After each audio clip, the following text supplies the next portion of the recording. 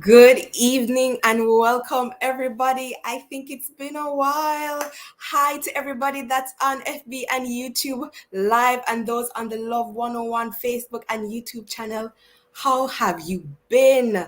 Happy belated Mother's Day to all the mothers, the biological ones, the social ones, the church ones. Happy belated Mother's Day. I hope you had a great day and I hope you're ready because it's family time. Now, as you know, family time is about your issues and your relationships, your at-home family, your community family, and your global family. Family Time is produced by Family Life Ministries, and our aim is to enable healthy families, which will lead to healthy nations. So stay tuned with us, and please join via the different social platforms. We'll be listening out for you.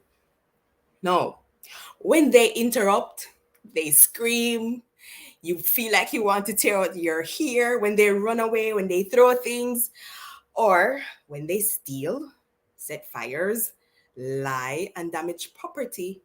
What do you do?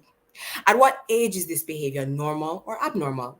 And how do we train up our child in the way they should grow? How do we set rules for children at different ages and stages of development? How do we communicate what it is we desire of them behavior wise? Well, this evening, we're going to help you to find out those answers. Our topic this evening is difficult toddlers and young ones. Today, we'll discuss all that. But while we do, think about and respond to this question. What is the most effective way of getting the best behavior out of your child? Yes, your little one, the one that you have there running up and down. No. WhatsApp your text and voice notes, and please make sure that the voice notes are no longer than 30 seconds, right? To 997-3125, or call the studio lines at 876-968-8327 or 876-968-8328 to participate. Remember, the question is, what is your most effective way of getting the best behavior out of your child?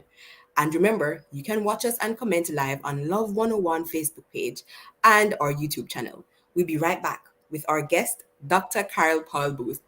Don't go anywhere.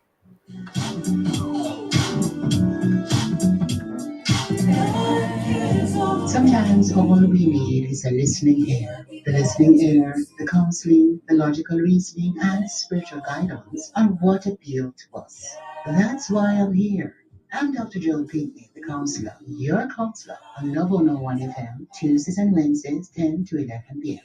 You know you can call on me. I will listen and more. So let's talk about what's bothering you. Anything. Tune in, listen, call in, text or voice message. I'm Dr. Joan Pinckney, counseling psychologist, ready with a listening ear. Tuesdays and Wednesdays, 10 to 11 p.m. Right here on the family station, Love 101 FM. When you say phosphorus, you say electrical. SWA cables, conduits, transformers, and breakers. When you say phosphorus, you say lighting, chandeliers, and more. When you say phosphorus, you say LEDs and solar water heaters. Phosphorus is electrical, lighting, solar, and LEDs. Visit us today, Kingston, Manville, and Montego Bay. Phosphorus.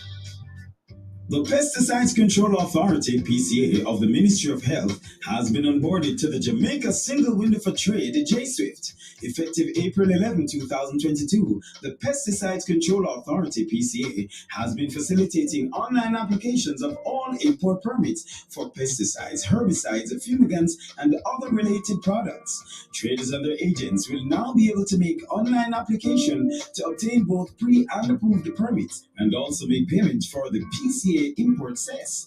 Benefits include a single application for multiple items within the same shipment, faster processing, increased convenience, and ease of doing business. The PCA import permit service now on J-SWIFT.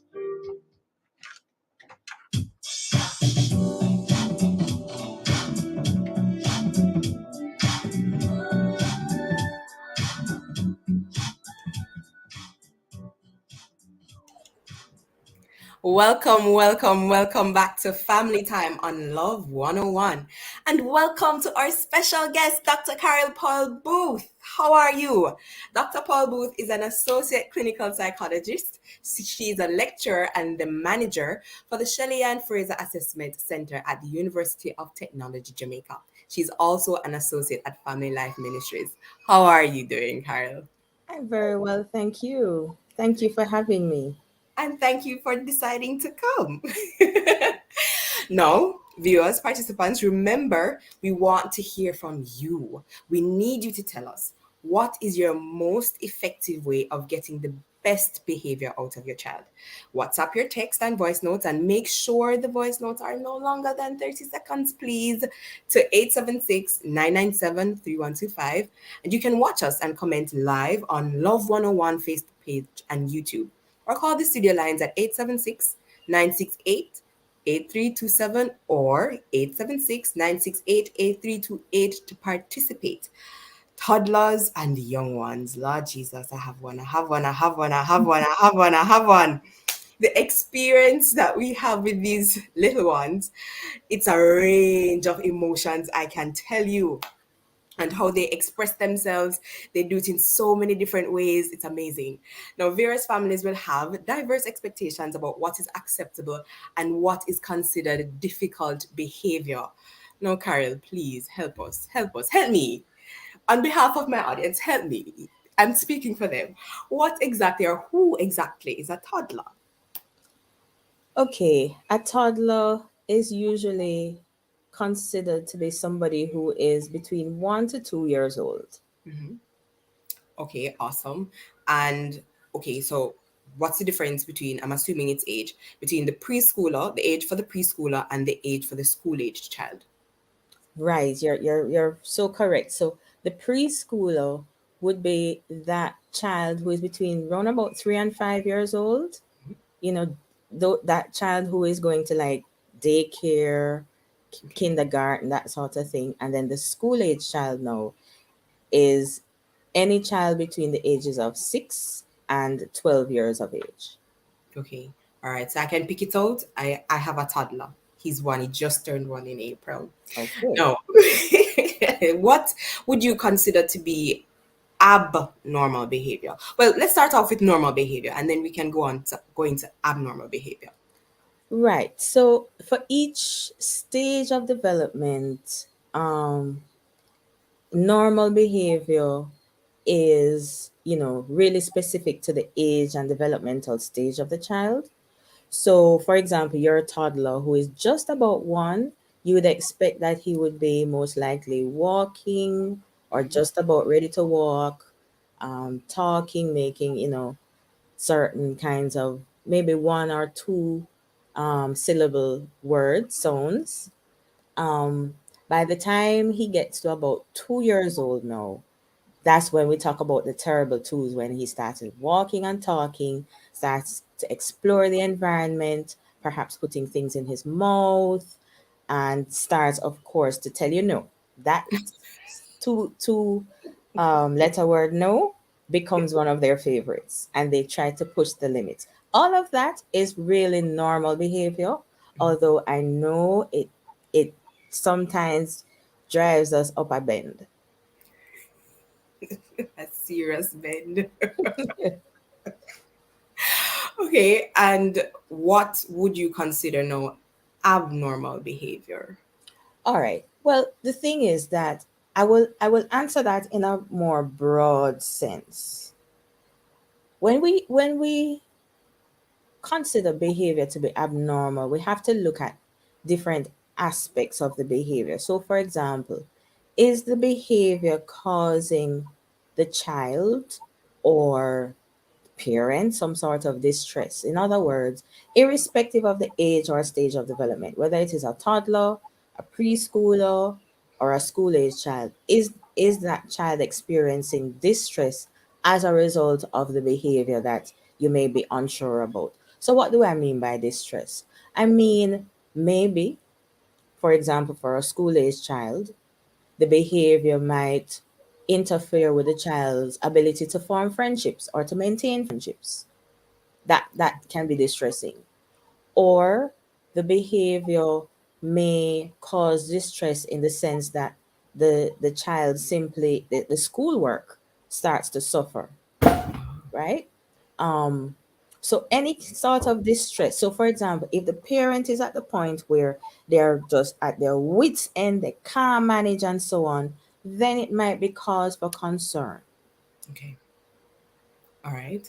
So, as a parent, if it is that you find yourself being overly distressed when dealing with your child, and each individual should figure out what is overly distressing for them, because children, I believe, is can be very stressful at that age anyway. But it's when you feel extra overwhelmed that it's just too much for you, Ex- correct? exactly, exactly. And there are some other things to consider as well. So for example, if the behavior that the child is exhibiting is going to be a danger to themselves or to others. So, for example, there are some conditions such as those children who are on the autistic spectrum. Okay. They may have some type of autism, and they may be banging their head. That is a danger to themselves. So that is cause for concern, and for sure, um, it is necessary to get intervention. If the child also is damaging themselves, or um, they're getting into fights, constantly getting into fights and so on, they're a danger now to them, to others, right? So this is something now that is not, shouldn't be swept under the carpet, but instead is more than just cause for concern. It really indicates that it is a red flag, and you should seek some sort of professional help. The other consideration that I would like to mention when it comes to determining is this behavior normal or abnormal. Another important consideration is the duration of this behavior. So, is it just a one off episode that has happened, or do you notice that this is now become a pattern of behavior? So, it happens frequently, maybe several times a day, several times a week. Then, of course, it most likely is a cause for concern. And especially, too, if you think that, you know what, compared to other children, um, this age, perhaps the same gender, maybe even other children who are older, other siblings. Um, if you think that this behavior is just very deviant, just different, just strange, just odd compared to other children in the same age group, then it is usually cause for concern. Okay. And is there, because I realize that you made mention of gender, is there like a gender difference? Is it that girls play a little bit more safer than boys? Boys kind of have it all over the place trying to control themselves, and they really just can't. Is there something to look at there? Yes, certainly, boys and girls are pretty different in how they play. So boys are usually more physical. They are usually, they do a lot of rough riding, um, generally speaking, compared to girls. Now there are some girls who the boys are afraid of them, right? Because they're so rough. So those would be the ones who are, not the not those would be the exceptions to the rule. But of course, we know that generally speaking, boys are much more physical, much more aggressive than girls are. So we have to be, we have to take so many things into consideration: the age of the child, the gender of the child, the stage of development, and we also have to also look at the context in which we're operating, the cultural context. Yes. So is the child in an environment where they're exposed to a lot of violence and aggression, maybe in the neighborhood, maybe next door, maybe in the household itself? Then the aggressive behavior that you are seeing exhibited by the child may simply be a reflection of what they are seeing, and they're, just modeling the behavior, or copying the behavior. Um, so, as I said, there are a lot of different factors that come into play when determining whether or not the behavior is normal or not. Okay. That's a lot to consider. All right. But in terms of positive behavior, how do we encourage what we want to see in our Okay. children? Okay. All right. So there are so many different strategies that can be used in dealing with, challenging behavior that, you might just want to be tearing your hair out about. First of all, this might seem simplistic, but it is actually true. Um, as parents, as caregivers, as guardians, as adults, we have to model positive behavior. We have to model the behavior that we expect the child to exhibit. So if we're going to be, um, getting very frustrated and uptight with ourselves when we make mistakes, then the child is going to be learning that, okay, that's how I deal with challenging situations. And they're going to subconsciously learn that it's okay to deal with that. So, for example, if if I forgot to buy some rice at the supermarket, right, in order to cook for this evening's dinner, and I get home and I start to say, boy, I'm so disappointed with myself that I forgot to buy the rice. And, I just can't believe that I've done that. I'm so stupid.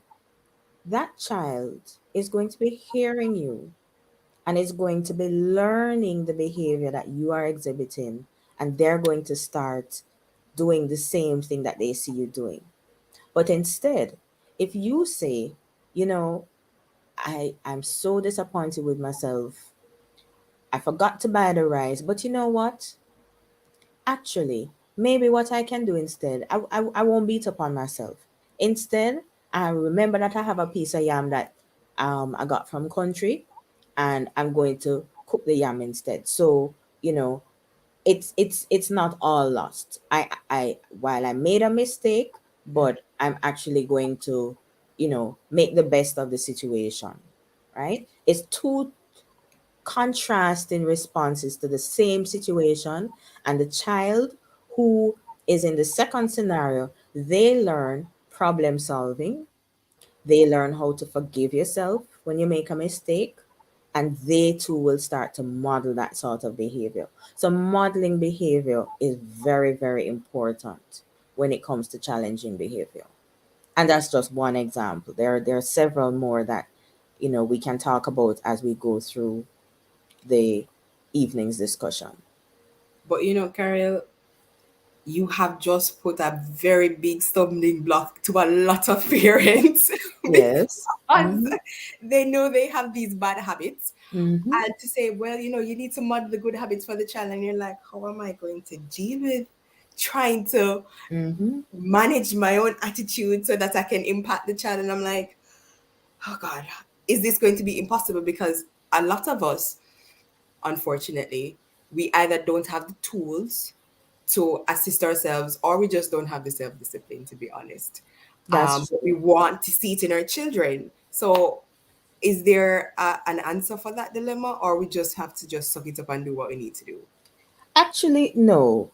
We have to tell ourselves and foremost, with God, all things are possible, right? That we have to just keep reminding ourselves. Sometimes we don't even believe it, but we still have to tell ourselves, with God, all things are possible, right? The thing about it is that as parents, it doesn't, apart from the Bible, which is our best book in terms of, going to get answers to many, many everyday questions that we have. With parenting doesn't come with a manual that you buy in a store apart from the Bible that says, well, okay, for toddlers you do this, for preschoolers you do that, right? So a lot of it comes by experimenting, by talking to other parents, by trial and error, right?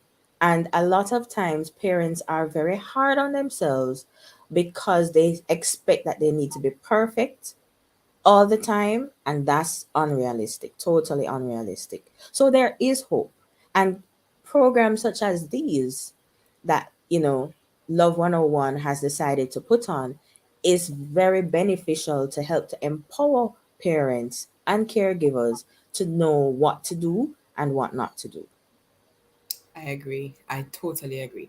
All right. So, in terms of, so we mentioned modeling, Mm-hmm. which is something that we can model positive behavior so the children can actually be positive in their behavior. Are there any other things that we can do to encourage good behavior? Certainly. Another very critical consideration when encouraging positive behavior is to communicate very clearly to the child what you want the child to do. What kind of behavior do you want them to display? For example, it's it's not unusual for us to say to a child, you need to be a good boy or you need to be a good girl. But the truth is, when you say that to a 4-year-old child, What is a good boy? what is a good boy? What exactly is that? What behavior exactly am I supposed to? They have no clue. So of course, they continue with the behaviors that they normally do, and they will get sometimes a beating for some things, but they still don't know what is a good boy. So instead, what we can say to them is be obedient. That's clear. Be honest, right? Um, Also, we need to give them very simple instructions, especially for the younger children. So for the toddlers and the preschoolers, Yes. very simple instructions that is like maybe just one step or two steps. For example, pick up the toys off the ground and put them in the cupboard. 2 steps. That's all, right? They know exactly what to do, and it's simple enough. They're supposed to be able to remember that and carry out the instructions. So we're not going to say to them, for example, so that's just 2 steps, right? Picking up the toys off the ground and putting them in the cupboard. But sometimes as parents, what we tell them is, um, go and tidy up your room or tidy up the place. No, the poor child, especially the younger ones, right? And even the older ones too. Because when you say to an 8-year-old or a 10-year-old, tidy up the place, again, that's very vague. Can we be a little more specific? Yes, we can. For example, we can say to them, um, pick up the toys off the floor, put them in the cupboard, or we can give them a checklist. Because if there are several different things you want them to do, apart from just picking up the toys and put them in the cupboard, we can give them a checklist. 1, pick up the toys. 2, put them in the cupboard. 3, sweep the floor. 4, make up the bed. A checklist. And it's even better if you put it in writing. Why am Oh, I saying put it in writing? Because if you just say to them as a parent orally, do all of those 4 things I said, even as adults sometimes, oh gosh, we can't remember. We can't remember everything, right? But then we'll beat the child or we'll punish the child because they didn't do everything that we wanted them to do and we told them to do it. So if we put it in writing and you have a checklist and the child can look at the list, and depending on the age of the child, if it is a preschooler, we can put it in pictures. okay. Picking up the toys off the floor in pictures, putting them in the cupboard, another set of pictures, sweeping the floor, another set of pictures. If it's a child who is older, school age, who can read, then we'll put it in writing for them. It helps to reinforce what they are learning, how they can identify words and so forth. But also, too, they themselves can use that as a checklist to say, okay, I have picked up the toys. Good. Next thing I need to do is put them in the cupboard. Tick. Next thing I need to do is to sweep the floor. Have I swept the floor? Tick. Next thing I need to do is to spread up the bed. Tick. And Definitely. at the end of maybe the day, the child themselves can look and say, have a sense of fulfillment that I have accomplished these things that mommy asked me or daddy asked me to do or grandma or somebody, right? They feel a sense of fulfillment, accomplishment. And then now comes the other important part of the puzzle. As parents, as caregivers, we have to now praise them and reward them for the behaviors that we ask them to carry out, right? No, Yeah. Carol. I can hear some of the parents say, why am I going to reward you for something that you Mm-hmm. should be doing? Mm-hmm. I What is your know. response? I know. I know. It. Let me tell you, behavior is just like whether it is a child or an adult. Our behavior becomes reinforced. We want to repeat the behavior if we get some sort of reward for it, and the reward doesn't have to be tangible necessarily. If you hug the child and you say, I'm so proud of you. You picked up the toys, you put them in the cupboard, you washed the dishes, and you spread up your bed. You did everything I asked you. Let me give you a hug.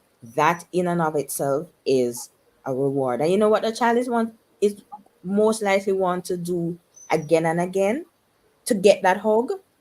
They're going See. to want to display those behaviors that you hug them for. But if it is that you just give them the list and you say, well, you're supposed to do it anyway, so you're not even acknowledging it, then why should they want to continue to do it tomorrow and the day after and next month? Yeah. So it's important for us, and then it becomes very complicated, because if it is that the only time this child is going to be getting any attention from you as a parent is when they don't do what they're supposed to do, right? And you turn to them and you say, how many times I must tell you to do this? And I'm sick and tired of telling you that. They're getting attention from you, Wow. although it is negatively. They're getting attention from you, and they will start learning again those underlying messages that, oh, the only time that they're paying me any mind is when Yes. I do something wrong. So guess Mm, what? If they don't pay any mind when I do the good things, but I get in attention when I do the bad things, then I will continue to do the bad things, even though I might get punishment for it, but at least I get some sort of attention from them. wow. Wow.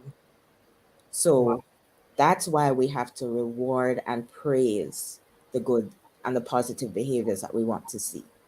And it's something that I actually thought about a while ago for the child who you would have given the list. You can just get one of those gold stars. They did everything on the thing. You just put it on it, and then everybody's like, everybody wants a gold star. Everybody wants a star. And can I tell you, is it's so interesting because even older ones, the adolescents too, Hmm. they like the stars, believe it or not. And worse if those stars, let us say each day you have the list, and each day that they display these behaviors that you've been very specific about, they get a star for each of the behaviors, right? And then you say to them something like, at the end of the week, if you get 10 stars for the week, then you get some other kind of reward. Like maybe we can go to the beach as a family, or we can go out for ice cream, right? You bet your bottom dollar that child is going to be working for 20, 30 stars. Yeah. And if you and I, don't believe me, try it. and I'm assuming that it's important to keep your word, because No. if you say go to the beach Mm-hmm. and you don't take them to the beach, mommy, you said that we're gonna go to the beach. Yes. Mommy, you said, and it will just not stop. It won't stop. And also, that's a very, very critical point you have raised. We have to be true to our word as parents and as, caregivers and as guardians. If we say we're going to do it, if you make a promise to a child, Keep it. unless something, extraordinary happens where you're unable to do it, then you need to keep your word. And a child will understand if you say, Johnny, I had promised you that we would be going to the beach on Sunday. However, um, you know, there is an emergency that has come up. Can we do it another day?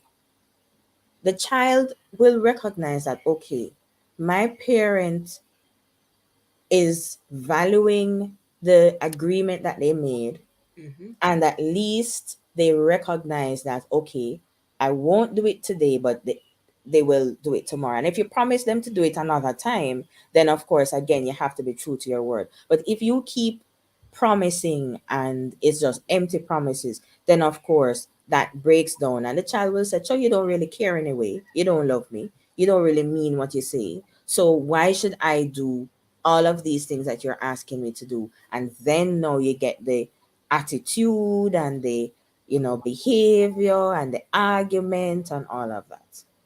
Wow, it has been an awesome conversation so far. So remember, viewers, remember the question that we're asking you. What is your most effective way of getting the best behavior out of your child? Is it beating the child? Is it arguing with the child? Is it slapping? Is it promising them sweetie whenever they do something nice? What is it that gets the most out of your child, the best behavior? I'm looking forward to your responses. Please WhatsApp and text them, or you can voice note it. No longer than 30 seconds to 876-997-3125. Watch us and comment live on Love 101 Facebook page and our YouTube channel. Or you can call the studio lines at 876-968-8327 or 876-968-8328 to participate. Also, I'm encouraging you to friend us on Facebook at Instagram at FLMJA, and subscribe to our YouTube channel, Family Life Ministries FLMJA. The numbers for the FLM head office are 876-920-1034 or 876-926-8101. And we'll be right back.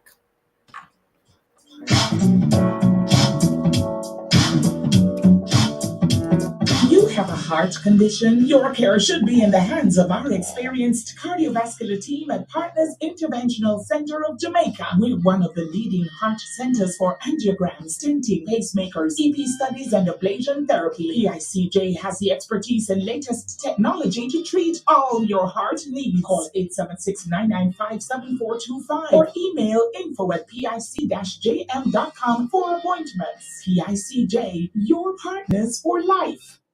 When you say phosphorus, you say electrical. SWA cables, conduits, transformers, and breakers. When you say phosphorus, you say lighting, chandeliers, and more. When you say phosphorus, you say LEDs and solar water heaters. Phosphorus is electrical, lighting, solar, and LEDs. Visit us today, Kingston, Mandeville, and Montego Bay. Phosphorus. I'm advising don't know all this shot and tally. I have a message to everyone. Get back, sit here. Hey, tourism the main driver of the local economy. It provides us with job, feed the country.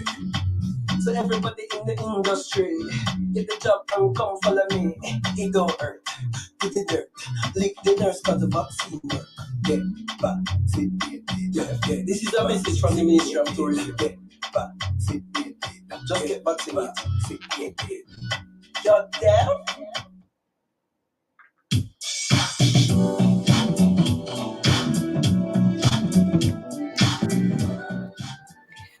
And the time is now 6:04, and welcome back to Family Time on Love 101. And we've been asking you, our viewers, what is your most effective way of getting the best behavior out of your child? Now, for me, for my toddler, I just have to make everything into a game. So sometimes when I'm cleaning him, he wants to do everything, and I have to be all tiptoe. I have to pinch him a little and laugh and tickle him, so he can stay one place so I can do what I want. Sometimes it doesn't always work out because I'm in a hurry and I want to get things done, and he's not interested. But that is what I do to get him to do what I'd like him to do. Now, today, our guest here on Family Time is Dr. Carol Poyle Booth. She is an associate clinical psychologist and she's a lecturer at the manager for the Shelley and Fraser Assessment Center. And she's here helping us to understand the issue of difficult toddlers and young ones. So, Carol, we've been talking about abnormal behaviors, normal behaviors. How can we, help our children to um, be positive in their behavior consistently by giving them rewards? I realize that we really have to get creative. So it's not just about you need to do what I want you to do now, but it's a matter of how can I help my child to be or to do the good that I want them to do. And it deserves and it requires creativity.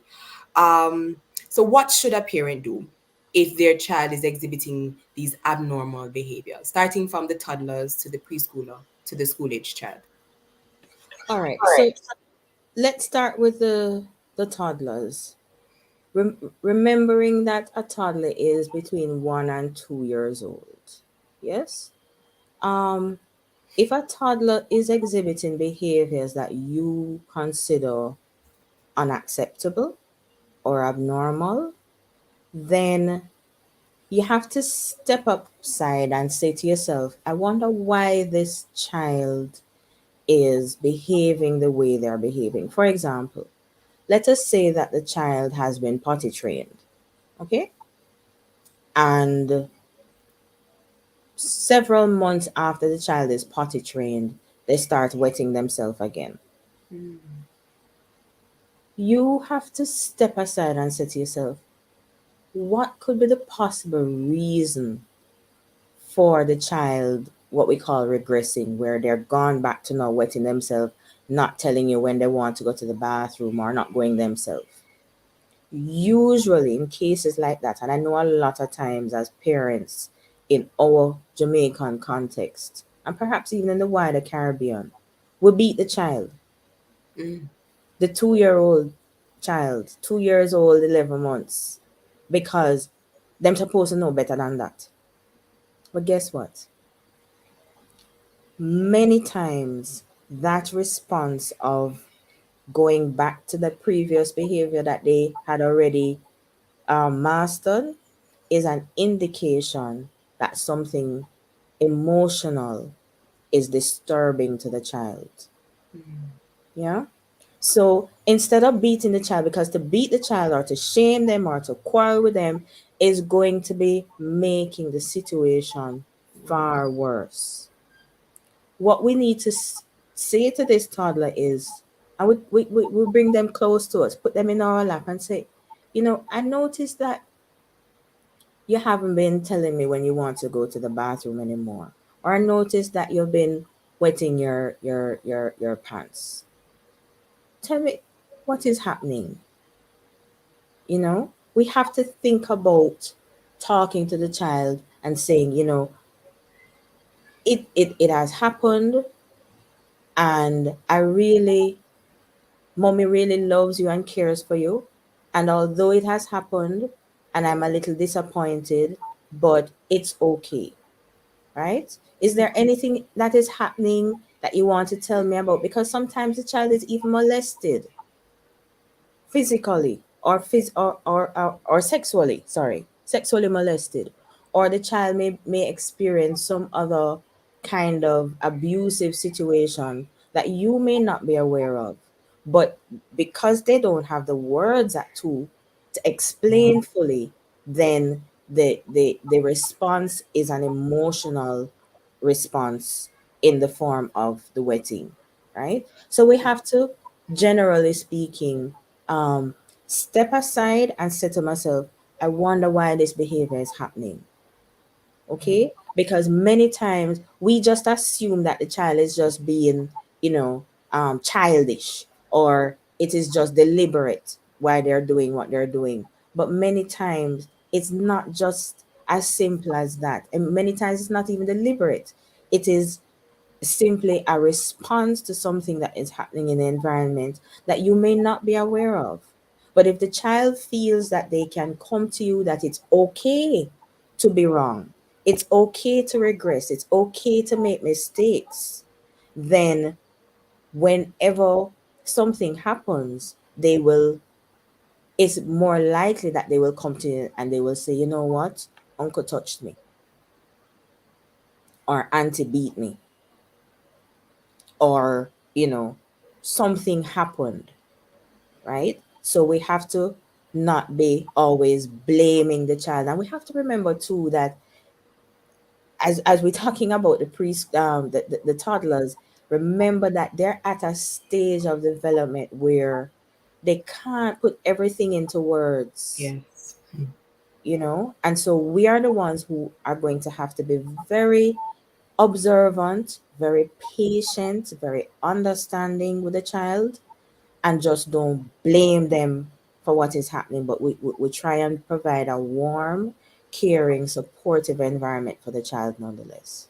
And I think you're saying that we should be empathetic, because many of us, we've heard the whole thing about catching what you can't catch with something, some sweetness you have to use to catch something. I don't remember what it is. Mm-hmm. But yeah, but it's empathizing with your child. Say, how would I want to be treated if it is that I'm Exactly. not doing so well? Is it that I want to be shouted at? Do I want to be slapped, even by an employer? Do you want your employer to come and be bullying you because you didn't get something done as how you should have? No, you'd like to have a conversation. And many people kind of think that I don't need to have a conversation with my toddler.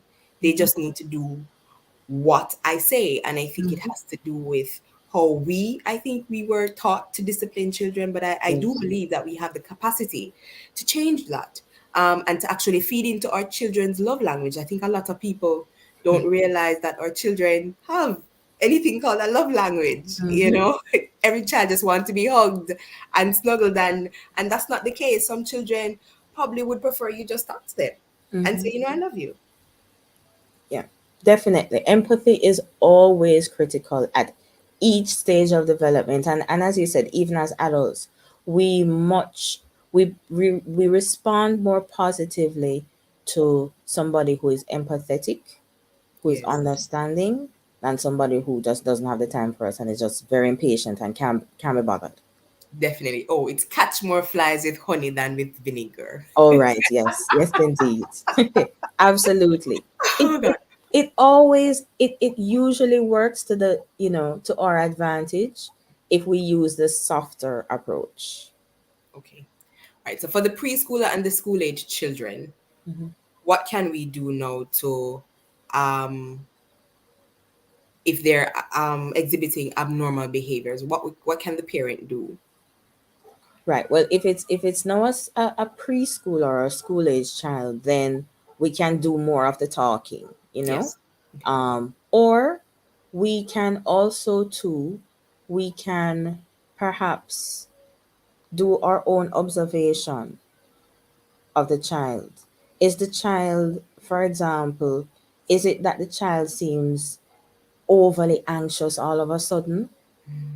We can initiate a conversation to say, I noticed that you haven't been yourself lately. I noticed that you've been, more anxious than usual, or you're not as talkative as you used to. And I really enjoy the times when we used to really talk together. What's happening? What's happening with you? How are your friends? Who are your friends at school? What are you doing at school? Who are your friends, and what's going on with them? What's happening at school with the teacher? Are you having a good relationship with your teacher at school? Are you enjoying school? If not, then what's happening? Let's talk about it. Yeah? Karen, are you saying that we should be friends with our children? Is that what you're saying? Absolutely. Absolutely. No, let me put this in context, right? You're friends with your children, however, you set clear boundaries that you are the adult and you are in charge. But you need to have an open relationship with your child for the child to want to be able to feel that they can be comfortable to come to you with just about anything, and you won't shun them, turn them away. You know, it's you have to provide that warm, supportive environment. Because guess what? If you don't do it as a parent, somebody else will, As well. and the somebody else who will many times is not the person you want your child to be getting warm and cozy with. Wow. No, this is family time. And when we come back, we're going to be talking about the boundaries that each age group needs to have. But you're here on Love 101, the best station ever. On YouTube and on Facebook, we're live. It's produced by Family Life Ministries. And for our social media interaction, we want you to tell us, tell me, no man, we want to hear from you. Tell me, what is your most effective way of getting the best behavior out of your child? Let us know via WhatsApp, text, and voice notes, no longer than 30 seconds, to 876-997-3125, on the Love 101 Facebook page, the Love 101 YouTube channel, Or you can call the studio lines if you want at 876-968-83278 to participate. We're also on FB and YouTube Live. We want to hear from you. Don't go away. The discussion about difficult toddlers and young ones with Dr. Carol Powell Booth will continue right after this break. Do you have a heart condition? Your care should be in the hands of our experienced cardiovascular team at Partners Interventional Center of Jamaica. We're one of the leading heart centers for angiograms, stenting, pacemakers, EP studies, and ablation therapy. PICJ has the expertise and latest technology to treat all your heart needs. Call 876-995-7425 or email info@pic-jm.com for appointments. PICJ, your partners for life. When you say phosphorus, you say electrical. SWA cables, conduits, transformers, and breakers. When you say phosphorus, you say lighting, chandeliers, and more. When you say phosphorus, you say LEDs and solar water heaters. Phosphorus is electrical, lighting, solar, and LEDs. Visit us today, Kingston, Manville, and Montego Bay. Phosphorus.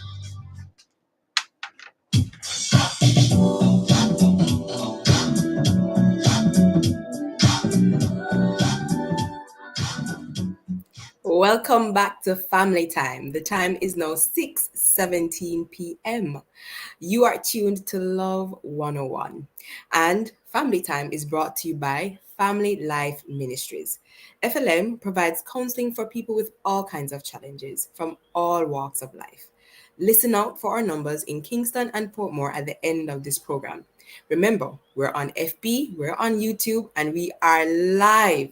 So tune in to the program via the Love 101 Facebook page and YouTube channel.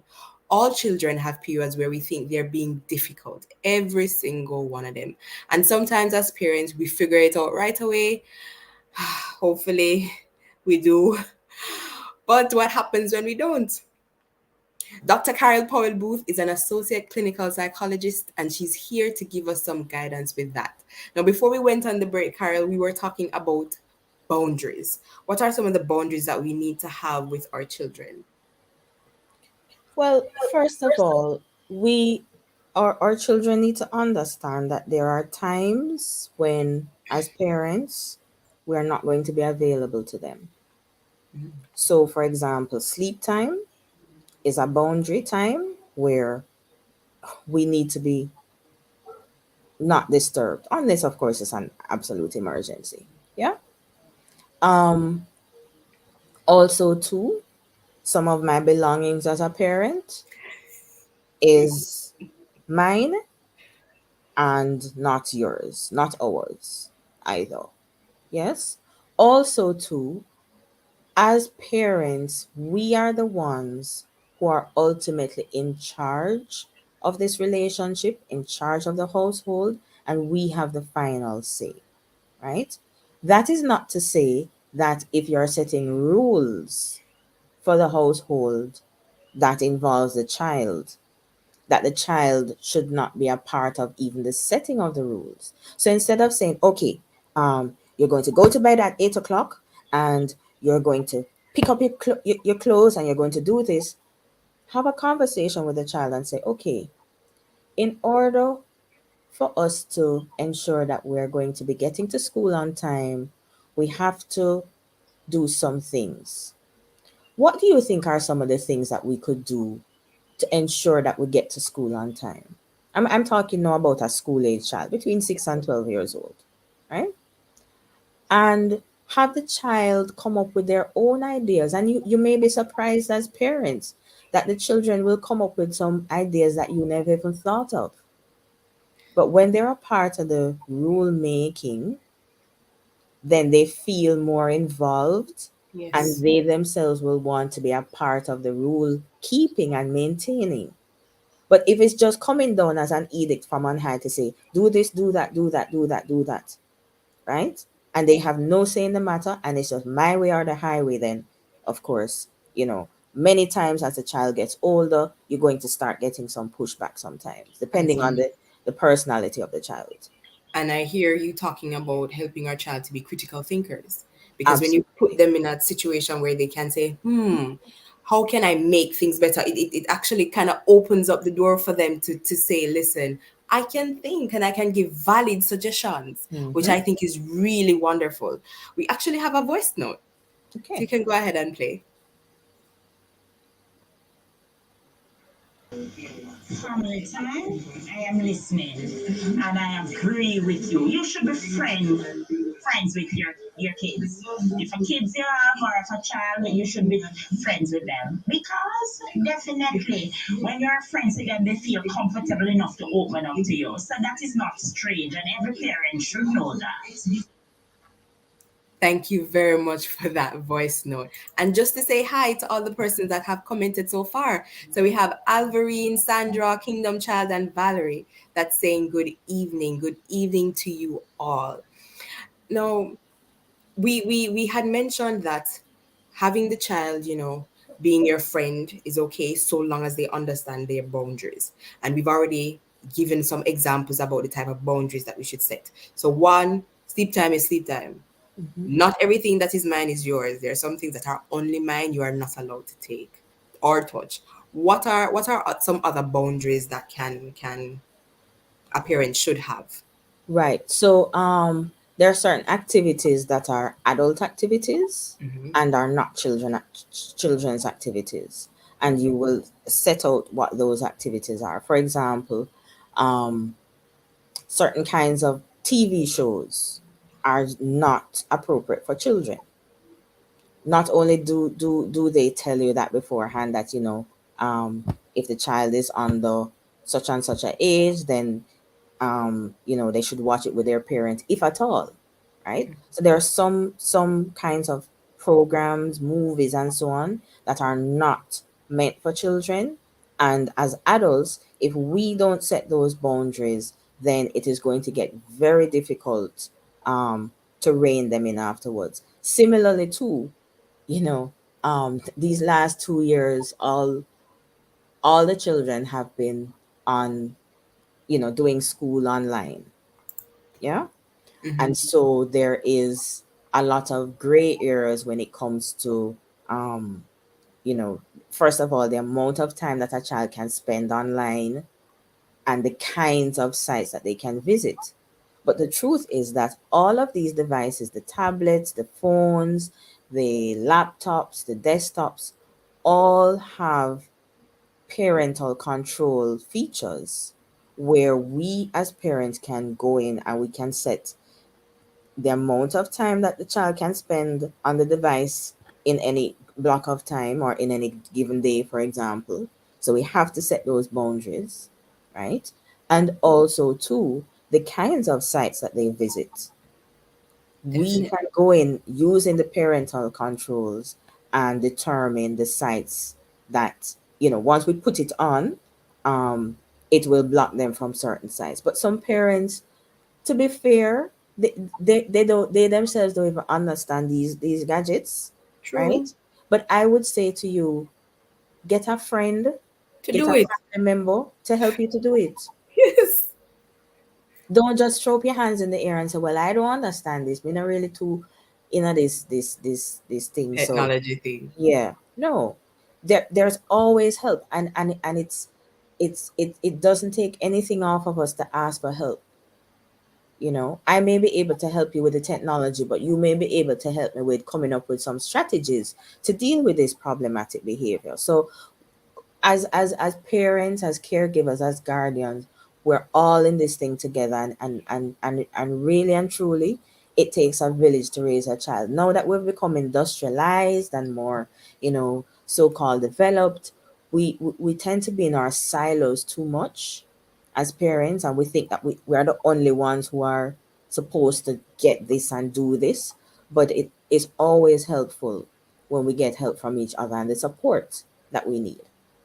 And I'm just going to throw this out there because I know there's a parent that wants to know, is there a place for corporal punishment where it concerns our children and helping them to be to display positive behaviors? All right, that's a very sensitive topic.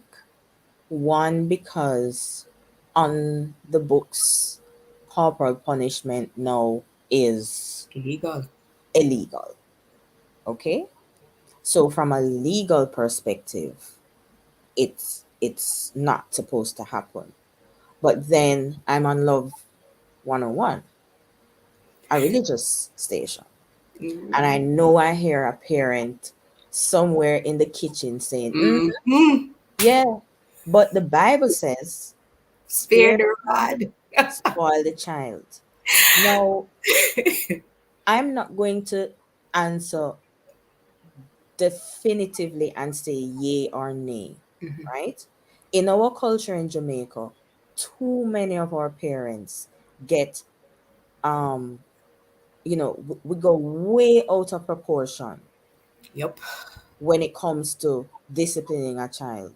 Some of us can't, we get, first of all, we should never try to punish or discipline a child when we are angry, right? Because Walk many away. times we end up abusing the child and we go overboard.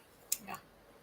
Instead, we should wait till we calm down, till we have thought it through carefully, till we are able to compose ourselves, and then we deal with the situation. Agreed. Agreed. Agreed. We have one voice note, so I'm going to ask studios to go ahead and play that for us. Panel. Let me tell you something. For you to have good children, be their best friend. Give them the more love you give them, and the more and interact with them, talk with them to get the best out of them. And that is something I tell you, I prove it with my last daughter. And she is 30-year-old, and right now she is still where mommy is. Good child. Good child. She be. Ah, Thank you. I guess that's Wow. I it. couldn't have said it better, Audra. I couldn't have said it better. That's a wise mother right there. Yes, and obviously it has been working. So we only have 1 minute left. So what I want you to do, Carol, I want you to just highlight some key points that parents need to remember when they're dealing with their difficult toddler or child. Well, first of all, maybe the most recent point that I made is something that I want parents to always remember, right? Don't don't try to discipline your child when Yes. you are angry. So immediately as whatever the behavior is that that the child has displayed that is really maybe out of order, but don't deal with it right away. Compose yourself first, let some time pass where you can process it, and then you address it. One. Two, have a relationship with your child, provide a warm, caring, supportive environment that causes the child to want to share anything and everything with you. Three, um, let's encourage our children, both the boys and the girls, to be in touch with their emotions. Many times the children are acting out, they're fighting, they might be stealing, they might be lying. It is oftentimes a reflection of what is happening in their environment or something that is happening to them, and they don't have the words sometimes to say, I'm feeling angry, or I'm feeling hurt, or I'm feeling sad, right?